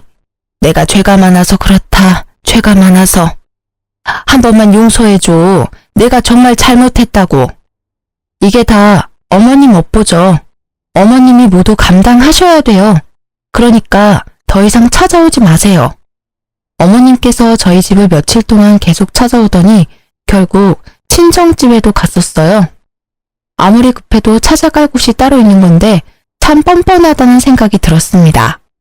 친정엄마도 이미 우리 상황을 알고 있었고 조만간 시어머님이 찾아올 것 같다는 느낌이 든다고 하셨는데 진짜 찾아올 줄은 몰랐어요. 사돈, 안녕하세요. 잘 지내셨죠? 애들한테 들었을지 모르겠는데 제가 요즘 사는 게 너무 빡빡해서 말이에요. 여기가 어디라고 찾아와요? 연락도 없이 무슨 일로 오신 거예요? 애들 말 들어보니까 안 보고 살기로 했다던데. 염치 없지만 돈 좀 빌려줄 수 있을까요? 애들한테 들었다고 하시니까 길게 설명은 안 할게요. 제가 지금 하루하루가 너무 지옥 같아서요. 밥도 굶고 돈은 갚아야 하고 제가 최대한 빠른 시일 내로 갚겠습니다. 이러다가 저 죽게 생겼어요, 사돈. 불쌍한 척하면서 저희 엄마에게 돈을 빌리려고 한 시어머님의 모습, 정말 눈뜨고 봐줄 수가 없었습니다. 참다 못한 제 친정엄마는 바가지에 물을 담아서 시모 얼굴에 뿌려버렸는데요. 홀딱 젖은 시모는 할 일을 잃고 부들부들 떨면서 가만히 있었습니다. 여기가 어디라고 찾아와요? 인생 얼마나 허투루 살았길래 돈 빌릴 사람 한 명도 없습니까? 우리 딸이랑 사위 그렇게 고생시켰으면 지금이라도 정신 차리고 일해서 돈 벌 생각이나 하지. 아직도 그렇게 궁상맞게 돈 빌리고 다니세요? 지금 사돈이 지옥처럼 사는 건 그동안 애들한테 하던 행동들에 대한 죗값을 받는다고 생각하세요. 다 큰 어른이 됐으면 애들한테 본보기가 돼야지. 애들도 안 하는 짓을 왜 하고 다니십니까? 제발 이 냉수 맞고 정신 좀 차리세요. 그리고 앞으로 우리 애들 집에 절대 찾아가지 마시고요. 어머님은 우리 친정엄마한테 냉수마찰을 제대로 당하고 난 뒤 그 뒤로 저희를 찾아오지 않았어요. 얘기 들어보니까 어머님 앞으로 지금 남은 빚이 3천이라고 합니다. 우리 젊은 사람도 3천만 원 빚 갚는 거 엄청 힘든데 그 연세에 그 큰 금액 갚으려니 더 힘들 수밖에 없어요. 솔직히 저희 그 돈 충분히 갚아드릴 능력 됩니다. 저희 친정집도 물론 가능하고요. 근데 그동안 어머님께서 저희한테 해왔던 일이 있어서 절대 그 돈 갚아주고 싶지 않더라고요. 남편도 어머님께 이제껏 당해온 게 많다면서 너무 힘들어서 못 해먹겠다고 말했고요. 어머님은 결국 일을 하기 시작하셨습니다. 본인 이름으로 대출을 받을 수도 없는 상태라서 당장 급한 빚을 갚기에 어려움이 있거든요. 집까지 팔았으니 완전 빈털터리가 된 셈이죠. 어머님은 현재 낮에는 공장을 다니고 밤엔 식당에서 서빙 알바를 하고 있다고 했어요. 어머님께 돈을 빌려준 친구들은 어머님이 일하고 있는 식당까지 찾아가서 당장 돈 갚으라고 한다고 해요. 하지만 어머님은 당장 갚을 돈이 없어서 매달 조금씩 쪼개가며 갚고 있다고 합니다. 식당 사장님께서는 매번 이런 식으로 영업 방해할 거면 그만두라고 말했다고 해요. 어머님이 사정사정해서 잘리진 않았답니다. 저 같아도 매일 친구들이 찾아와서 돈 갚으라고 말한다면 자르고 싶을 것 같아요. 그 이후로 어머님과 직접 대면한 적은 없는데 최근에 어머님 근황에 대해 알게 된 게 있었어요. 어머님이 식당에서 설거지를 하다가 주방 바닥에 남아있던 물기 때문에 결국 미끄러져 넘어졌다고 해요. 그래서 그것 때문에 허리 디스크에 걸렸다고 합니다. 현재 디스크가 터진 상태라서 하반신 마비까지 이어질 수 있는 상황이래요. 그래서 당장 입원하고 수술을 받아야 하는 상황이라고 하는데요. 어머님이 현재 상태가 너무 좋지 않은 관계로 어머님 대신 식당 사장님께서 직접 전화하셔서 지금 어머님 상태에 말씀해 주셨습니다. 근데 저희와 전혀 상관없는 일이라고 알아서 해결하라고 말씀드렸어요. 그리고 일하다가 다친 거니까 식당에서 알아서 산재 처리를 하라고 말했습니다. 어머님이 일하고 있는 식당 사장님께서도 어머님과 저희 부부관계에 어느 정도 알고 있다고 해요. 그래도 그렇지. 시어머님이 다친 상태인데 그렇게 매몰차게 대해도 되는 거냐고 하더군요. 이제까지 우리 시어머님 자식으로 며느리로서 살아보지 않으면 그렇게 말할 수 없을 것 같아요. 우리처럼 반응이 나오는 게 정상일 겁니다. 매정하다고 생각해도 어쩔 수 없어요. 그리고 제가 허리 디스크를 갖고 있어서 아는데 그거 빨리 치료하지 않으면 큰일이거든요. 결국 움직이지 못하고 누워만 있는다고 하는데 그건 본인이 알아서 해야 할 일이라고 생각해요. 남편도 어머님이 다쳤다는 걸 알고 있어도 크게 신경 쓰지 않았고요. 최근에 시어머님과 이혼하고 조용하게 살고 계셨던 시아버님께 연락이 왔었는데요. 한동안 시아버님과 연락을 못하고 지냈는데 갑자기 시아버님께 연락이 와서 몹시 놀랬어요. 아버님은 저희에게 연락하셔서 무슨 일이길래 너네 엄마가 자기한테까지 연락하게 만드냐고 묻더라고요. 알고 보니까 시어머님이 아버님한테까지 연락을 한 모양이더라고요. 모든 상황을 설명해드렸더니 그 옆에는 아직도 정신 못 차렸다면서 그 허리 디스크 수술 절대 시켜주지 말라고 저희한테 단호하게 말씀하시더라고요. 아버님께서 죽든 말든 알아서 하고 빚부터 병원비까지 절대 돈 한 푼 못 준다고, 그리고 지금 잘 살고 있는 애들 앞길 절대 망치지 말고 쥐 죽은 듯이 살라고 경고까지 했다고 합니다.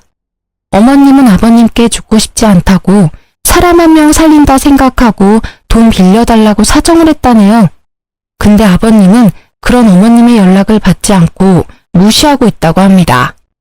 아버님도 어머님과 함께한 결혼 생활이 지옥 같았다고 합니다. 20년 가까이 같이 사는 동안 아버님이 어머님 대신해서 갚아준 돈만 1억이 넘는다고 해요.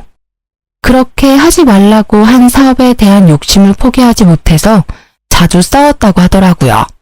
계속 사업은 망하고 중간중간 까먹은 돈이 너무 많아서 결국 지친 나머지 이혼을 결정하게 된 거라고 합니다.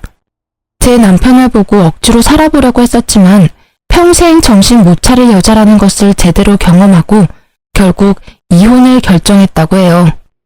처음엔 제 남편 데리고 나올 생각이었는데 어머님이 자기 아들까지 뺏어갈 생각 죽어도 하지 말라고 했었고 기절까지 할 정도였어서 결국 제 남편만 두고 나왔다고 합니다. 그 당시 어차피 남편도 다 큰 상태라서 남편은 어머님 옆에 남기로 결정했고요. 근데 남편은 그때 어머님을 선택한 게 정말 후회가 된다고 하더라고요. 시부는 저희에게 남편도 못 참는 일을 자식이 책임질 필요는 절대 없다고 죄책감 갖지 말고 우리 부부 앞날만 신경 쓰라고 하셨습니다. 최근 어머님의 소식을 듣지 못했어요. 여전히 건강과 빚 때문에 하루하루 지옥 같으시겠죠. 저희 부부는 어머님과 연락을 안 한 뒤부터 모든 일이 잘 풀리기 시작했어요. 어머님 때문에 아버님과도 연락을 잘 못하고 있었는데 어머님과 연락을 안 한 뒤부터 아버님과 자주 연락하고 살았었습니다.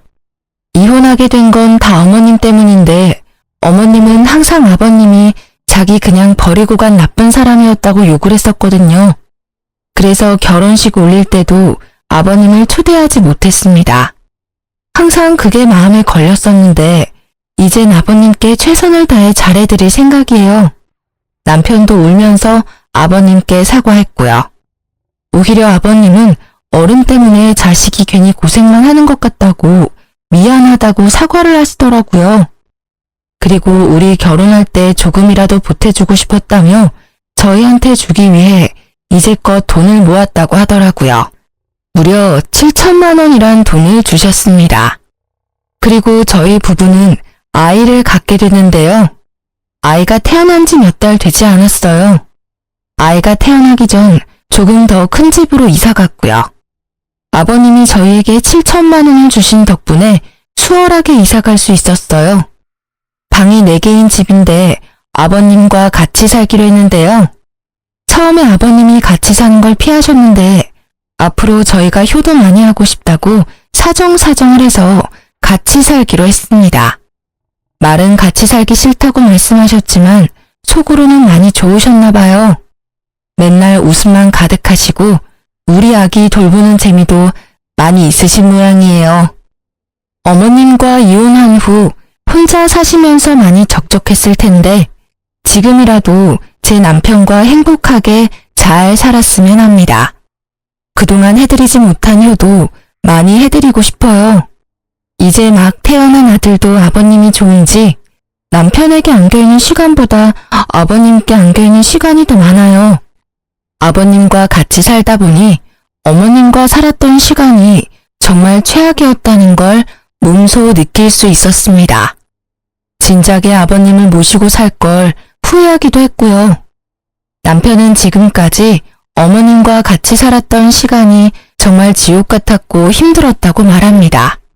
그동안 아버님께 자주 연락을 못 드린 게 정말 후회스럽다고 하고요. 아버님은 항상 아들이 그리워서 울었다고 하시는데 그 말을 듣는 순간 저희 부부는 많이 울었습니다. 다른 집 시어머님도 제 시어머님처럼 다 이러시는 건지 모르겠지만 전 제대로 시집살이를 겪었네요.